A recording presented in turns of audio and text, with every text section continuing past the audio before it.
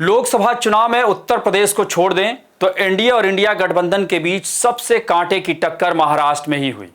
और जीता इंडिया गठबंधन।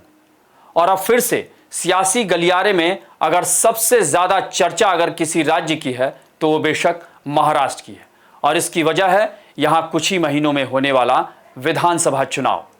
नमस्कार, मैं अभय राय। अखबार से लेकर मेन स्ट्रीम मीडिया और सोशल मीडिया तक महाराष्ट्र की सियासत गरमाई हुई है। दरअसल लोकसभा चुनाव में महाराष्ट्र का जो नतीजा आया उसने विपक्षी गठबंधन में जान फूंकने का काम किया है। और क्यों नहीं, आखिर महाराष्ट्र में जिस तरह पार्टियों में तोड़फोड़ की गई उसने पूरे देश का ध्यान अपनी ओर खींचा। जरा याद कीजिए, महाराष्ट्र की 48 सीटों में से महाविकास अघाड़ी यानी इंडिया गठबंधन ने 30 सीटें जीत ली, जिसमें अकेले कांग्रेस ने 13, एनसीपी शरद पवार गुट ने 8 और शिवसेना उद्धव ठाकरे गुट ने 9 सीटें जीती, जबकि एनडीए सिर्फ 17 सीटों पर सिमट गई, जिसमें भाजपा के 9, शिवसेना शिंदे गुट के 7 और एनसीपी अजीत पवार गुट को सिर्फ 1 सीट मिली। यानी यही वो आंकड़ा है जिसने महाराष्ट्र की सियासत को गरमाया हुआ है। महाराष्ट्र में करारी हार के बाद एनडीए में घमासान मचा हुआ है। आरएसएस की ओर से भाजपा को बार बार दी जा रही सीख भी इसी का हिस्सा है। दरअसल महाराष्ट्र में भाजपा ने जब से एनसीपी अजीत पवार गुट से गठबंधन किया, संघ को वो रास नहीं आ रहा है और रही सही कसर लोकसभा चुनाव के नतीजों ने पूरी कर दी।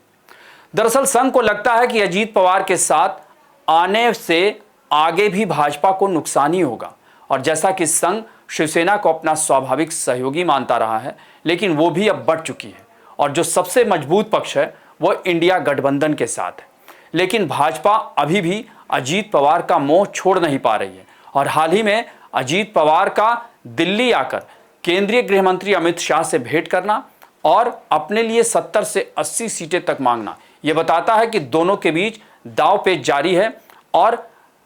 एनसीपी अजीत पवार गुट से अभी भी उसका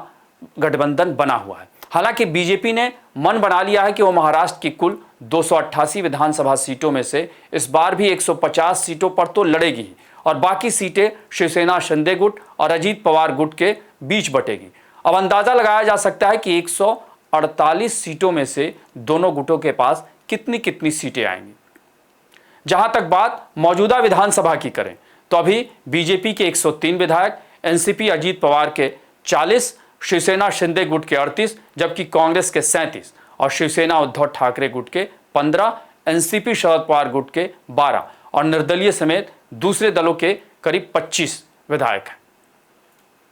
वैसे भी संघ की ओर से भाजपा को लेकर कभी वॉशिंग मशीन, कभी इंपोर्टेड पार्टी का जो तंज कसा जा रहा है, वो भी ये बताता है कि एनडीए में किस तरह घमासान मचा हुआ है,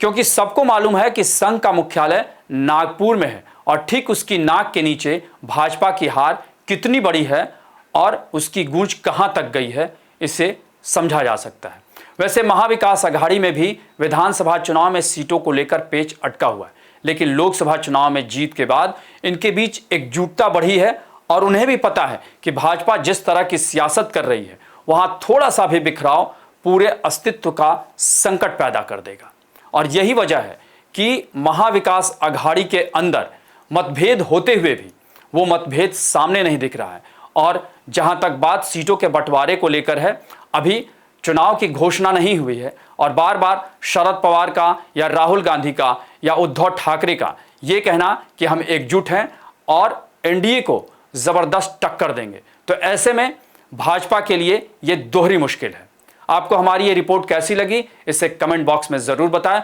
और अन्य खबरों से अपडेट रहने के लिए बने रहें हमारे साथ, क्योंकि हम हैं बुलंद भारत टीवी, ताकत आपकी।